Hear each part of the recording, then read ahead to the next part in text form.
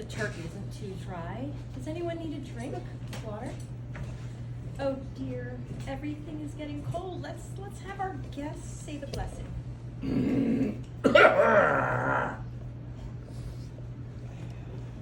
Amen. Robert and Judith look sideways at each other with expressions of alarm and a touch of humor. Judith looks at Robert inquiringly. Robert shrugs and mouths, "Oh my God." So, Mom, how are your classes going? I quit. Our guests talked some sense into me and said it wasn't worth it. You know, the commute is too dangerous, and we weren't eating well and getting diabetes. Harry Anthony blinks his red eyes in Mrs. Abernathy's direction and growls. It really was a silly idea, going back to school at my age. And expensive.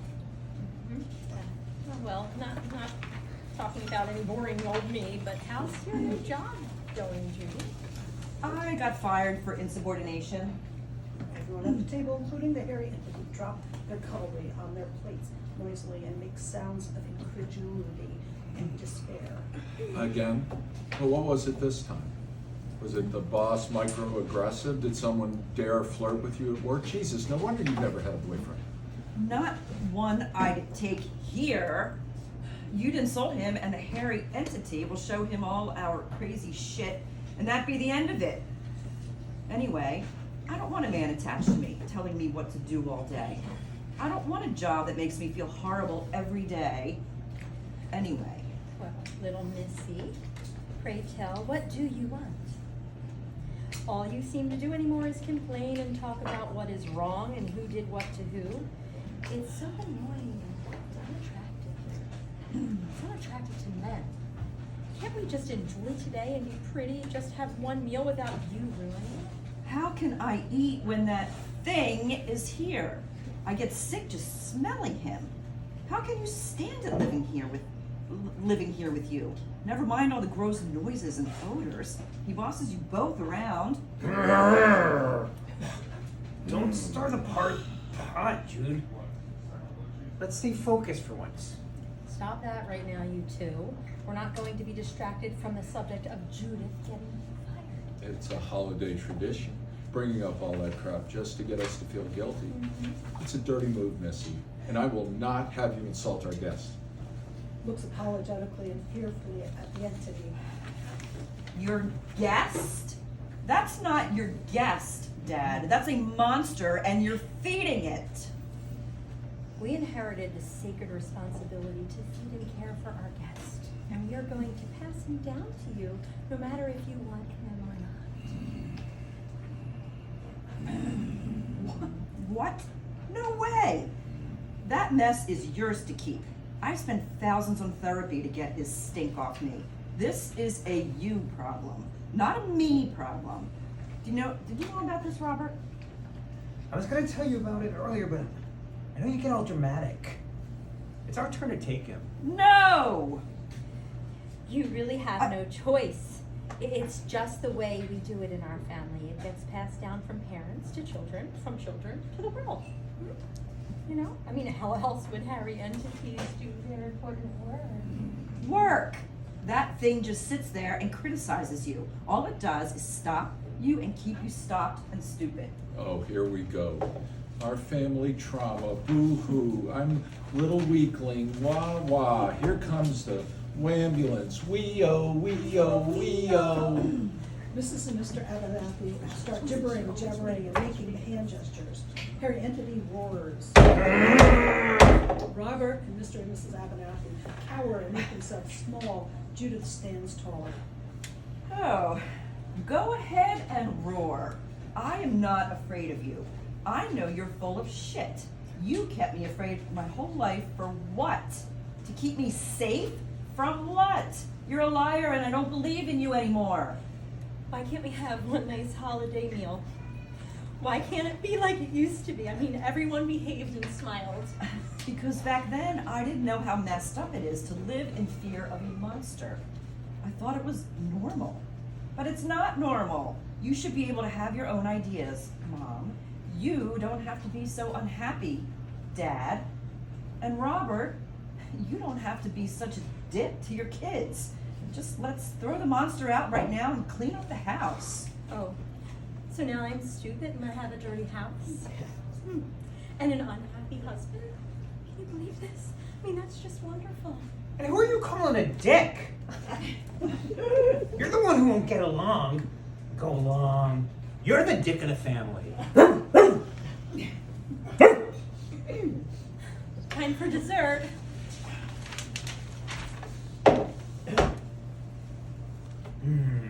I love your pies, Mom.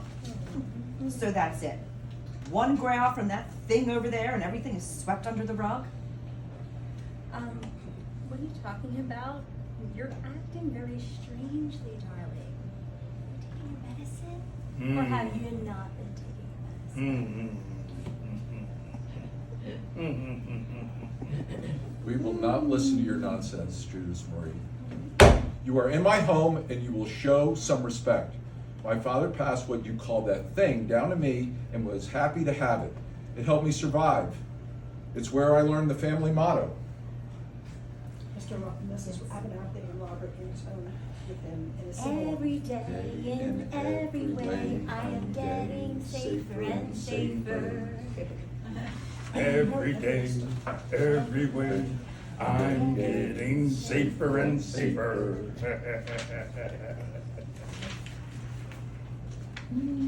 Act 3. Robert, Mr. and Mrs. Abernathy, the entity, and Judith are on the couch watching sports on television. Harry Entity has its feet up on the coffee table.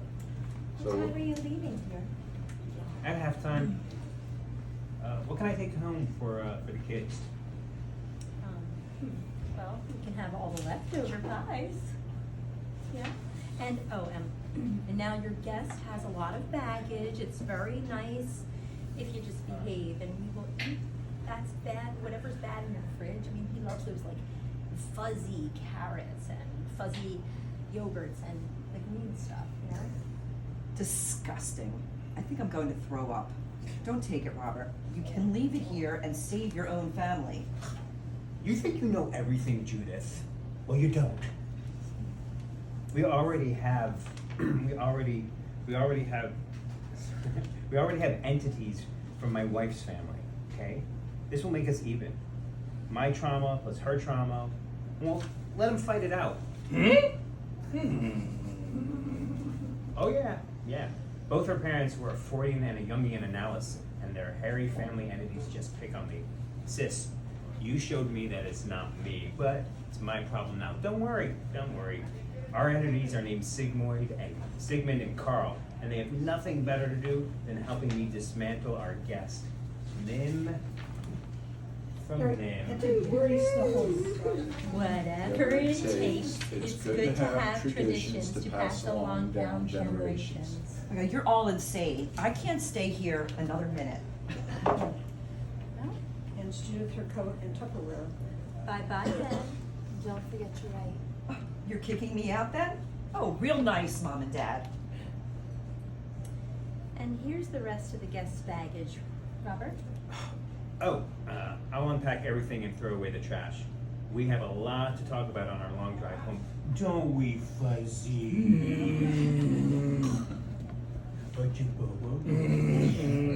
We're gonna have a good time with your new roommates, Carl and Sigmund.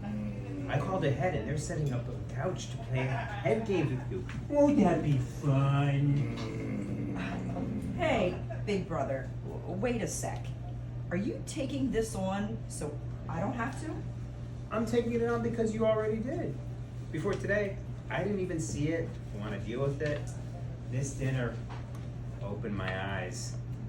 Thanks for being such a big pain in the ass. I'm sorry I'm such a dick. Oh, you can talk, eh? We have a lot to discuss. Remember when you didn't let me try out for the swim team? And the time you wouldn't let me get a paper route or try out for the play? I want you to say you're sorry for stopping me and that you're sorry to Judith for making her so crazy. Sorry. You think that's the end of this, bro? No way! I'm coming over for Christmas and see you and the kids. It'll be fun to see how far the hairy entity has fallen. Robert and Harry Entity leave. Mr. Abernathy sits down. Judith turns to Mrs. Abernathy. Mom, I'm sorry I can't be nicer. I just wanted to get things out in the open before it's too late. This is all well and good, but I love you, dear. But I'm getting cold and your father is tired and we have to shut the door. But call me when you get home. Slams the door shut, puts her back to the door in relief, goes to her desk to read. Mr. A puts his feet up and sighs. The hairy entity comes back in the room through the kitchen and roars. Mr. Abernathy shakes his paper. Mrs. Abernathy weeps softly.